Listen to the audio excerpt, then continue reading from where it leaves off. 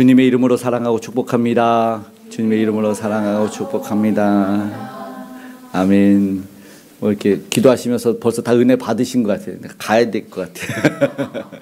이미 기도할 때. 근데 찬양하고 딱 생각할까? 찬양하고 반주하시는 분들은 기도할 시간이 많이 없어가지고 기도를 못 하셨어요. 또 우리도 또 기도하면 저분들 기도 못 하니까 우리가 기도를 좀 많이 해주셔야 될 것 같아요. 그렇죠? 예, 여기서 기도하는 사람이 은혜가 넘치나요? 오늘 바빠서 기도 자리에 못 오시는 분들이 은혜가 넘치나요? 저도 몰라요. 그런데 오늘 우리를 부르신 이유가 있을 것 같아요. 그죠? 우리는 기도의 사명이 좀 있습니다. 기도하셨으면 좋겠습니다. 오늘 이제 룻기를 마치는데요. 룻기를 마치면서 우리가 기대하며 기도하기를 원하거든요. 이어지는 말씀이 있습니다.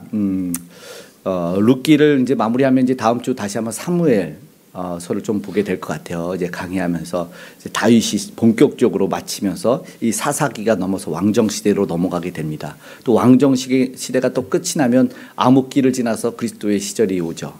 중요한 것은 보아스가 이를 성취하기 전에는 끝낼 사람이 아니다라는 기대를 가지고 이 3장을 마무리했는데 정말 그랬습니다.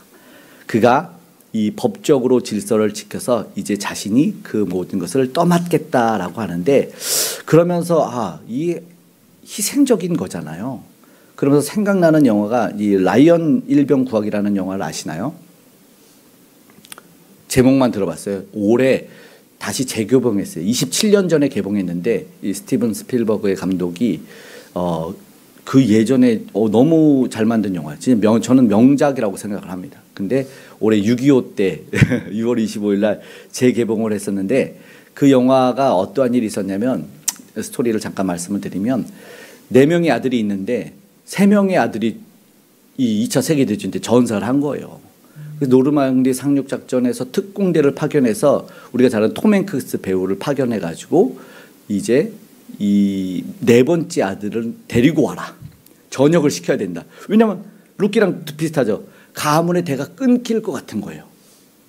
그러니까 기업물을 우리나라는 그런 게 없을 것 같은데 미국에는 어쩌면 그런 게 있었나 봐요. 실제적인지는 잘 모르겠는데 실화를 배경인지는 모르겠지만 가문의 대가 끊기면 안 되니까 넷째인 아들은 데리고 와라. 그런 거예요. 그래서 특공대가 파견돼서 라이언 일병을 정말로 구출해서 어머니 품에 안겨줍니다. 놀랍죠. 그런데 특공대는 거의 전사를 하고 맙니다. 좀 안타깝죠. 그런데 그 영화의 마지막 장면에 이제 무덤 묘비예요. 그 노르망디 상륙작전에서 죽었던 그 전사자들의 묘비에 한 노인이 가서 얘기를 딱 하는 겁니다. 제가 그 마지막에 이제 그 톰 행크스가 밀러 대위였거든요. 그 특공대를 부대를 인솔한 대위인데 죽기 전에 유언이 너는 살아남아서 이 희생을 헛되이 하지 말아라, 이런 메시지를 남기거든요. 그 유언이에요. 인생 잘 살아라 그런 거예요. 그랬더니 그 무덤 앞에서 마지막에 노인이 된 라이언이 딱 나와서 영화가 끝이 나는데, 당신의 희생이 헛되지 않도록 최선을 다해 살았습니다. 내가 올바른 삶을 살았는지 말해주시오. 아내한테도 내가 좋은 사람이었나, 이렇게 물으면서 끝나고 굉장히 큰 감동과 영혼을 주는데, 이 라이언 일병 구하기에 영감을 받은 우리나라 영화가 저는 있다고 생각을 해요. 그게 뭐냐면 국제시장이라는 영화예요. 1000만 넘는 이 영화로서 굉장히 좀 많은 이들을 울렸죠. 어른들을. 우리 145태 하면서 흥남부두, 바람찬 흥남부두, 이 노래가 이게 아닌데 아무튼 흥남부두에서 이별을 딱 하지 않습니까? 이산 가족이 되는 거예요. 그때 아버지가 딱 얘기합니다. 이 장남 덕수한테 딱 얘기하면, 아버지가 없으면 네가 장남이다. 네가 가장이다. 장남이지. 네가 가장 역할을 잘해라. 그럽니다. 그랬더니 정말로 가장이 돼서 동생들 공부시키고 시집장가 보내면서 어떻게 우리 그 역사를 딱 그래요. 우리 광부로 가고, 알죠? 독일에 광부로 가고 간호사로 갔던 그 시절, 그리고 월남 파병했던 그 살아나서 그 피난민들에 모여 사는 그 억척 같은 국제시장의 시장살이를 하면서 있었던 거예요. 그러면서 살면서 이제 아내하고 대화를 하면서, 야, 고생했다. 그러니까 아내가, 아버지로서 내가 할 일을 했을 뿐인 걸 아이가, 이렇게 말하면서 아버지의 사진이 있는데, 결국 아버지는 만나지 못했습니다. 그리고 아버지가 있는 방에 사진한테 혼자서 조용히 말합니다. 아버지, 저 이만하면 잘 살았지. 아버지 저 이만하면 잘 살았지. 근데 참 힘들었어. 예. 이렇게 말합니다. 이만하면 참 잘 살았지. 라고 말할 수 있는 우리가 되기를 원합니다. 그 약속을 지키기 위해서 그 해준 유언 마지막 말을 지키기 위해서 끝까지 쉬지 않으셨던 우리 주님을 보게 됐죠. 그죠? 사실은 이 보아스의 모습, 이 룻기 짧은 성경인데도 우리에게 주시는 메시지가 사실은 강하거든요. 순종하면서 살고 말씀을 지켜 살아갔던 기업 물을 짜. 그러면서 어떻게 됩니까? 우리가 지금 역전이 일어났어요. 그렇지 않습니까? 반전입니다. 낙심하고 이럴 필요가 없어요. 오늘 룻기를 보면서 이제 우리도 그 놀라운 구원의 대열에 함께할 수 있기를 소망합니다. 네, 우리 주님이 일을 쉬지 않으시기 때문입니다. 오늘 우리 8절의 말씀을 한번 볼까요? 이제 신발을 주는 거예요. 신발을 주는 것은 이제 네가 책임져라라고 내 신발을 벗어주는 거예요. 8절 읽겠습니다. 이에 그 기업 물을 자가 보아스에게 이르되 내가 너를 위하여 사라 하고 그의 신을 벗는지라. 보아스에게 주는데 기업 물을 자가 이게 이름이 안 나온다고 말씀을 드렸죠. 이게 그거예요. 기회를 통한 기대. 이제 우리는 기회가 주어지면 내가 이 기회를 잘 잡아서 한번 잘 해봐야겠다. 이런데 가장 먼저 나오는 거는 이거예요. 기회를 놓치는 사람도 있구나. 말씀을 드렸지만 보아스보다 더 가까운 친족이 이 나오미의 가정에 가까운 친족이어서 책임을 질 의무와 책임이 있는데도 불구하고 나는 못해라고 하면서 왜 6절에 손해볼까 봐 두려워서 신을 벗어서 보아스에게 줍니다. 이 당시의 전통대로 하는데 이름 없어요. 나오지 않아요. 그런데 안타깝게 사실은 뭐예요? 기회를 놓친 거죠. 구원의 반열을 나중에는 생각하지 못했겠지만 참 안타까운 일 아닙니까? 근데 우리 살다 보면 안타까운 일도 굉장히 많이 있잖아요. 뭐 예를 들어서 딱 내 앞에서 끝난 거 있지. 아니면 뭐 아무튼 그런 일이 있어. 우리 예전에 동네에 어떤 친구가 있었는데 한 동생이 오디션 노래를 되게 잘하는 친구였어요. 노래하고 춤을 되게 잘 추는데 오디션을 봤는데 그냥 뭔가 좀 찜찜해서 자기는 그냥 안 하겠다고 그래서 자기 당첨이 아니라 선발이 됐는데 안 하겠다고 했대요. 그러더니 조금 있으니까 그 그룹들이 나와서 노래했는데 그 사람들이 H.O.T라고 굉장히 유명한 그룹이었던 거죠. 그러니까 이 친구가 이 동생이 계속 동네에서 자기가 그 얘기만 하고 있어요. 자기가 놓쳤다고. 지금 뭐 말하자면 이미 버스는 떠났지 뭐. 기회를 놓친 거죠. 그러면서 자기 건데 하고 뭐 아쉽지만 지나간 이야기들이 있어요. 오늘도 그런 얘기죠. 우리에게 수많은 기회들이 있어요. 안 그렇습니까? 지금 오늘 여기 안 오신 분 다 놓친 거예요. 은혜 받을 그걸 놓친 거죠. 뭐 못 받은 거 다 놓친 거예요. 뭐 어쩔 수 없어요. 다음은 없을 수가 있습니다. 이걸 딱 보여주고 가죠. 오늘 그 사람이 던져줍니다. 그렇게 지나가는 나오미의 가문 보십시오. 엘리멜렉 말론 가장 가까운 사람이 가장 큰 영광스러운 일을 놓쳤어요. 그렇죠? 뭐 때문에요? 자기 재산 하나 지키려다가 결국 그는 구속사의 전면에 등장할 뻔했는데 뒷배경으로 사라지지 않습니까? 엄청 안타까운 거예요. 믿음의 눈으로 바라본다면 그리고 내게 주신 이게 사명으로 고민을 한번 해봤더라면 희생적인 모습, 강도 만난 자들을 위해서 그 희생을 아끼지 않았다면 다윗의 조상, 그쵸? 당시로 보면은 이제 왕가의 가문의 대열에 들어가고 영예를 누리는 그리스도의 계보까지 누리는 놀라운 일을 경험했을 텐데 당장 눈앞의 이익 이럴 때 있죠. 우리도 이거 당장 하나의 그 이익 때문에 더 큰 손해가 끼치는 일들이 우리도 일어나지 않습니까? 예. 이게 참 분별하기 어려울 때도 있지만 그래서 오늘 우리가 말씀을 통해서 우리에게 깨닫게 하시고 우리에게 기도하게 하시는 것 같아요. 하나님, 이게 하나님의 일인 거는 절대 놓치지 않게 해주세요. 우리가 그렇게 기도했으면 좋겠고 하나님 분별할 수 있게 해주세요. 분명히 세상 사람 얘기인데 이거는 진짜 지나가는 얘기 같은데 굉장히 크게 받아들이는 사람이 있어요. 그거는 그 사람이 하나님에 대한 메시지로 받아들이는 거죠. 그리고 정말 놀라운 일을 경험할 때가 있습니다. 이런 일들이 일어나는 거죠. 중요한 선택 앞설 때 힘든 이들, 특별히 힘든 이들을 눈앞에 두고 우리가 그냥 지나칠 때가 있거든요. 하나님의 사람들을 두고 근데 마음이 동해. 분명히 이유가 있을 겁니다. 그럼 외면하지 말고 오늘 자비를 베풀 줄 알아야 됩니다. 물론 어떤 이에게는 하나님이 고생도 허락할 수 있고 힘들고 어려운 일들을 두실 이유도 있어요. 그런데 내게 만약에 말씀을 하시는 것 같다 그러면 하나님이 내 선행은 기억해 주시는 거예요. 그와 상관없이 꼭 기억해 주신다는 것을 알아야 됩니다. 되돌려받지 못한다. 우리는 사실 내가 되돌려받을 것을 주면서 주잖아요. 근데 하나님이 갚아주세요. 내가 헌신하고 내가 하나님 나라 위해서 심은 거죠. 그렇죠? 그래서 심은 대로 거둔다는 말이 성경에 있는 겁니다. 어디 심었는데요? 땅에 심은 게 아니라 하늘나라에 심는 겁니다. 반드시 그렇죠. 성경에서는 갚아주시는 복을 이야기하죠. 그러니까 하나님이 칭찬하시는 선행이 무엇인지를 봐야 돼요. 이유와 변명 다 있습니다. 일부러 왜 예수님이 선한 사마리아의 비유를 통해서 레위인과 제사장을 얘기했겠습니까? 굉장히 바빠요. 거룩을 통해서 자신의 삶을 지켜야 되는 사람들이었어요. 저들은 이유와 변명이 없던 사람들이 아니었습니다. 그런데 보니까 누구의 입장에서, 강도 만난 자의 입장에서 생각을 해보면 저는 살 희망이 없거든요. 내가 지나치면 끝난다는 거죠. 그러니까는 분명하게 분별할 수 있어야 되죠. 중요한 가치를 깨달을 때 하나님이 내려주시는 복은 사실은 멀지 않습니다. 우리 바라잖아요. 우리 바라고 있어요. 그러면 그 복을 한번 붙잡을 수 있는 은혜가 있어야 되겠죠. 그죠? 하늘의 복은 그런 자들에게 주는 것 같아요. 자비를 베풀 줄 모르는 자들은 누리지 못하지만, 그러나 분별해서 이 가치를 붙잡을 때는 하나님의 복은 그리 멀지 않다라는 거죠. 내 희생 그리고 그 자비로운 마음 속에서 시작되는 은혜가 있어요. 그걸 기대하는 오늘 우리가 되었으면 좋겠습니다. 사실은 희생 없는 열매는 포기하는 거지 마세요. 그죠? 다 희생이 있어요. 가만히 보면. 그런데 자기 희생이다. 남은 희생이 되고 자기는 희생이 안 해야 된다. 오늘 10절의 말씀 한번 읽어볼까요? 10절입니다.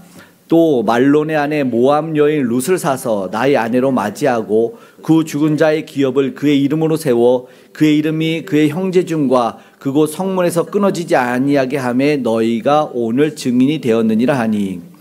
보아스가 참 대단한 인물이고 예수를 예표한다고 말하는 이유는 자신의 공로를 다 뒤로 합니다. 죽은 자 말론의 기업을 세워요. 말론의 자녀, 말론의 기업을 세운다는 거예요. 나 나오미가, 우리가 딱 하면은 나 보아스가 말이야 이거 해야 되잖아요. 내가 했는데, 내가 주고 내가 했을 때 그 사람이 이게 해야 되는데, 이게 진짜 희생적인 마음이 여기 드러나는 겁니다. 놀랍죠. 기업 물음을 포기한 자는 이제 하나님 나라에 자기 이름이 걸릴 수 없다는 것이었지만, 희생을 택한 보아스는 존귀를 얻게 되는 이건데, 이 선택은 사실은 당연하지 않았다는 겁니다. 당연한 거는 뭐예요? 희생이 당연한 거였어요. 손해가 당연한 거였어요. 그래서 보아스가 지금 그 고통과 어려움을 감수하자는 선택을 했다는 겁니다. 자기 보면은. 그렇죠? 내 아들 내 자녀라고 나왔어야 되는데 그게 사실은 선택이 아니었던 거예요. 그렇죠? 내면에는 물론 이 여인을 바라보는 것에서 감동도 있을 것 같아요. 룻이 뭐예요? 현숙한 여인이라고 해서 현숙한 여인. 희생적인 여인이요. 룻이 어떤 희생을 했는데요? 다 버리고 왔잖아요. 젊은 여인이. 그리고 소문도 났던 것 같아요.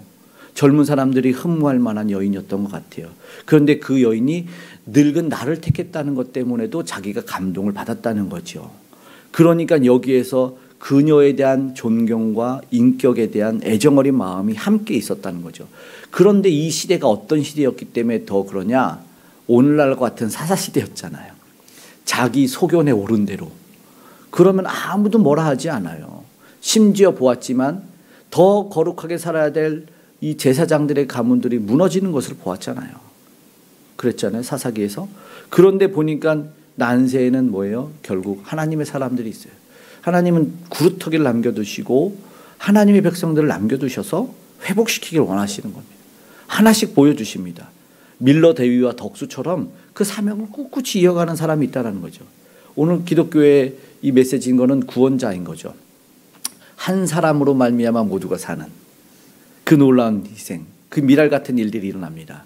그래서 보아스를 보니까 야, 희생, 예수님이 생각이 나는 거죠. 세상적으로 볼 때는 룻을 딱 볼 때는 돌려받지 못한다는 거죠. 룻이 뭐가 있어요? 아무것도 없어요. 그렇죠? 하찮고 볼품 없어요. 외국 여인이에요. 그런데 다른 마음으로 바라봤던 이유가 있었던 것 같습니다. 이미 보아스에게는 세상적인 것들을 따라가려고 하지 않아요. 그죠? 권력과 명예가 있었으면 이런 얘기를 할까요? 아니요. 더 가까웠던 친족처럼 손해가 있기 때문에 떠나는 것이 맞는 거죠. 그런데 하나님처럼 중심을 봤다는 것 같아요. 여인의 중심과 자신도 역시나 마음적인 걸 보죠. 그 외적인 걸 판단하지 않는 게 이게 하나님의 마음과 성품인 거죠. 우리에게 누누이 하나님은 외모로 사람을 취하지 않는다고 말씀을 하십니다. 뭐예요? 하나님은요, 은혜를 주시면서 믿음으로 구원하시는 분이십니다. 결국 그것이죠. 손해가 될 것들을 감수하면서 나아가는. 오늘 사실 이 시대나 사사시대에 보면은 한숨이 막 나오잖아요.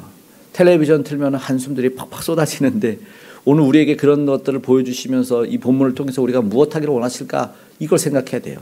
기도하게 하시는 거죠.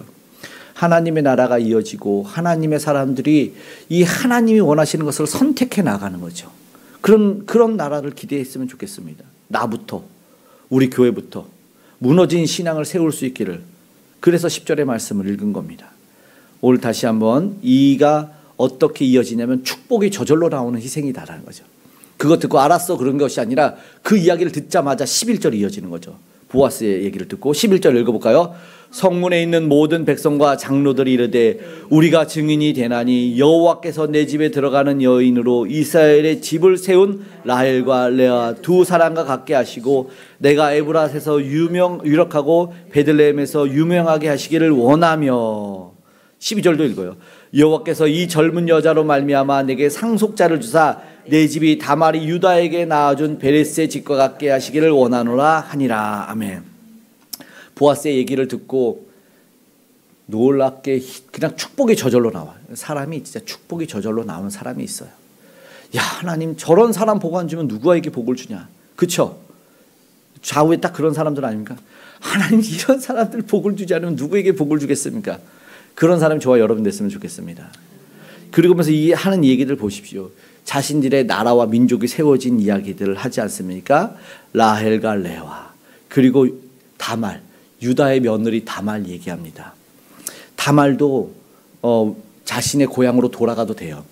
근데 굳이 왜 자기가 시집와서 이 씨와 계보를 이으려고 했는지 사실은 이가 보니까 메시지가 들어있는 겁니다. 뭔지 아세요, 여러분? 구속사의 가문에 들어가려고 하는 거예요. 이게 오늘 우리가 우리는 싫으면 그만이지 뭐, 안 하면 그만이지 뭐, 그리고 떠나버리는데 절대 이곳에 구속이 이 가문의 구원이 있다 그러면 안 떠납니다. 다말이 그랬던 사람이에요. 떠나가야 되는데 아니다. 그래서 이 다말이 되게 대단한 여인이다라는 것이죠. 이런 축복을 하죠. 진정 축복해주고 싶은 사람. 말씀드린 것처럼 오늘 보면 이 가정 보아스와 룻에게 그런 마음이 있었지만 진짜 말씀드리고 저와 여러분이 됐으면 진짜 원하고요. 어떨 때는 진짜 의례적으로 형식적으로 복받아 축복해 기도할게 이런 게 있는데 이거는 실제적으로 임하는 축복이었습니다. 아니 그보다 더한 축복이었어요. 근데 정말로 그 이상의 복을 하나님이 허락해 주시죠. 평상시에 보아스의 성품이 그랬기 때문에 알았던 것 같기도 하죠. 희생, 룻의 희생도 알았겠죠. 그 성품을 봤을 때 이 축복이 정말 이루어질 것 같은 진심이 우러나서 복을 빌어줄 때 그 복이 임했다라는 겁니다. 이게 참 기대가 되는 것 같아요. 지금의 형편과 선택은 모르지만 훗날이 기대되는 인생들이 있지 않습니까? 지금 보면 보잘것 없어요. 아무것도 없는 것 같아. 그런데 기대가 되는 삶이 있어요. 기대가 되는 신앙들이 있어요. 저와 여러분 됐으면 좋겠습니다. 축복을 비는 이들이 실제로 모르죠. 그냥 자기들은 그냥 빌어요. 이제 다음 주에 한나로 넘어가면 사무엘로 넘어가면 엘리트의 세상에 그냥 빈 평안 같은 걸 불어요. 그랬더니 근심이 없게 떠나가거든요. 이에 근심이 싹 사라지는 한나가 되는데 이거 보면은 정말로 축복을 하면 아들을 낳을 거라는 그런 걸 뭐가 있었을까요? 아니었을 것 같다는 생각도 들어요. 그런데 그것을 받을 수 있는 사람이 있고요. 그 축복을 정말로 누릴 수 있는 사람이 있는 것 같습니다.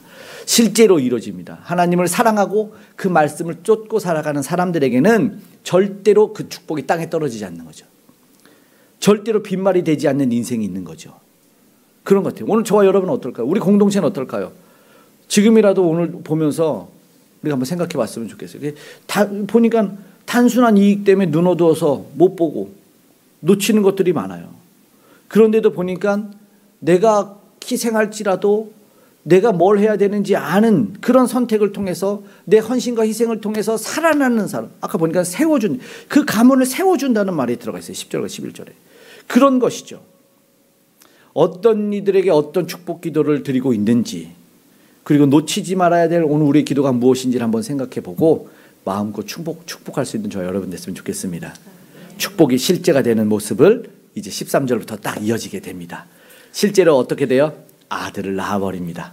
아주 간단하게 그 축복이 끝나자마자 아들을 낳은지라고 13절에 딱 시작이 돼버리죠. 그러면서 이제 14절 15절로 나아가는데 15절 읽어볼까요? 읽겠습니다. 이는 내 생명의 회복자이며 내 노년의 봉양자라. 곧 너를 사랑하며 7 아들보다 귀한 내 며느리가 낳은 자로다 하니라. 아멘. 이 아들을 누가 키워요? 나오미가 키웁니다. 16절에 나오미가 그 양육자가 되니, 이게 16절에 세 번역으로 보면은 뭐라고 하는지 아세요? 재밌습니다. 잘 들으세요. 나오미가 그 아기를 받아 자기 품에 안고 어머니 노릇을 하였다. 생각이 나더라고요. 우리 아내가 사실은 할머니 손에서 많이 자랐는데, 엄마가 이제 뭐 학원 하시고 바쁘니까 할머니가, 이 시골에서 오신 할머니가 사모님이셨죠. 할머니가 자꾸 우리 아내를 케어하고 초등학교 데려다 주고 하더니 어느 날 초등학교 육성회 어머니 회장이 돼가지고 오신 거예요. 그래서 어머니 노릇을 한 이런 일들이 생기는데, 이게 갚아주시는 거죠. 보니까 회복자다. 생명의 회복자다. 노년의 봉양자라. 참 재미있죠.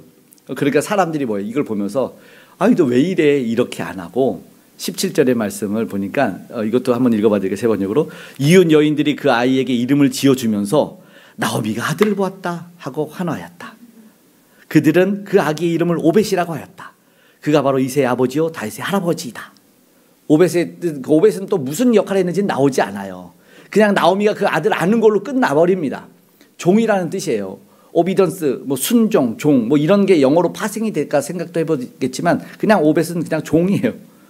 놀랍죠. 나오미는 사실은 마라라고 했던 여인 아니었어요? 무슨 상황이었어요? 절망과 낙담. 나는 아들도 못 낳아. 가라 그랬지, 가라. 근데 완전 역전 아닙니까?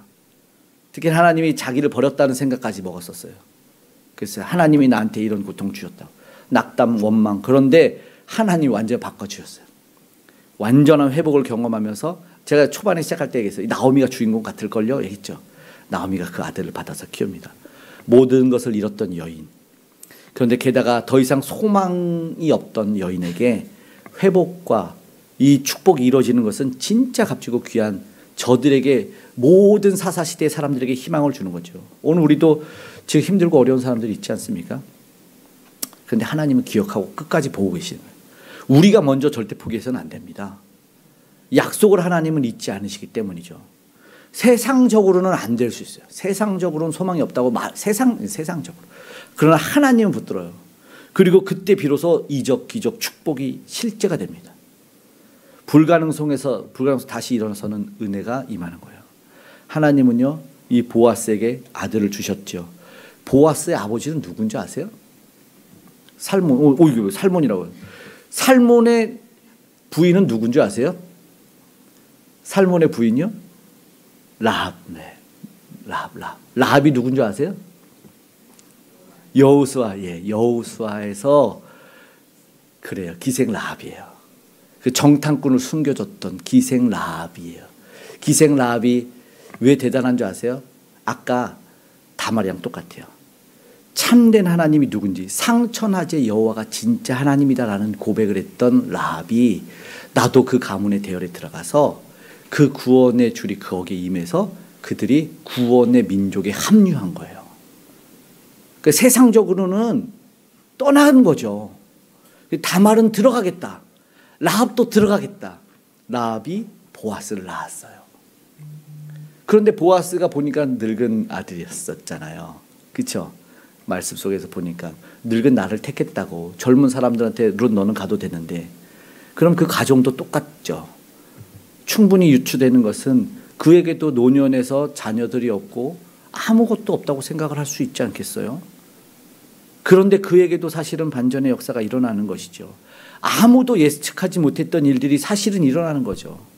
그냥 단지 내가 어떻게 살아야 되는지, 그냥 내 뜻대로가 아니라 하나님의 뜻대로 살아야 되는 것이 무엇인지, 충성되게 살아야 된다는, 오늘 우리가 그런 삶을 배워야 된다는 거죠. 복을 받게 하시고 구원의 대열로. 그래서 아무도 몰랐지만 후대만 알 수 있는 계보를 마지막에 딱 넣어놓죠.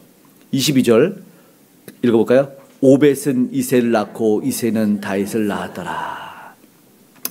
보아스, 나오미, 룻, 그리고 이름조차 기록되지 않는 기업물을 그 모든 걸 포기한 사람들. 근데 누구든지 사실 생각해 보세요.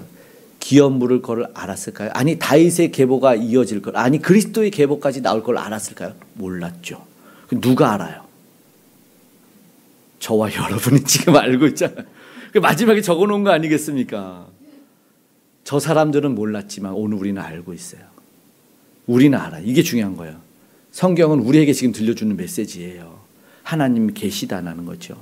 작은 믿음의 선택이 커다란 갈림길을 낳는구나라는 사실을 오늘 우리에게 알려준다고요.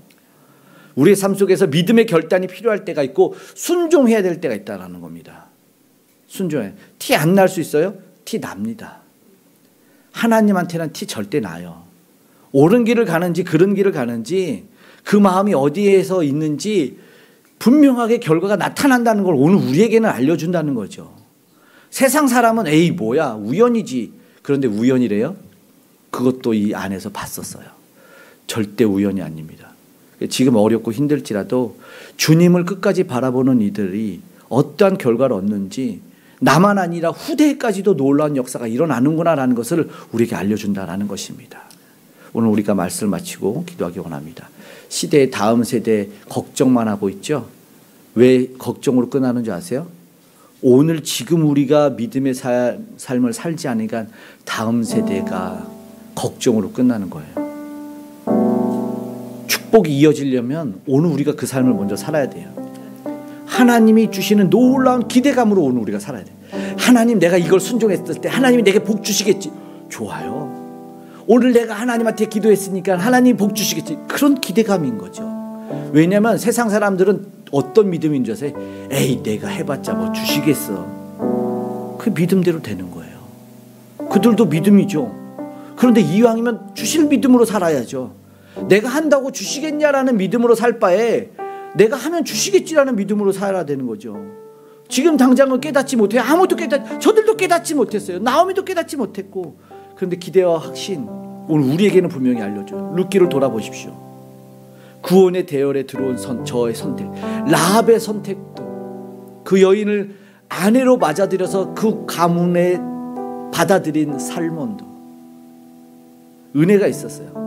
당장에는 이 결정들이 이해가 되지 않은 암담한 결정 같은데도, 그런데 거기에 믿음이 작동했을 때는 커다란 하나님의 역사가 나타납니다.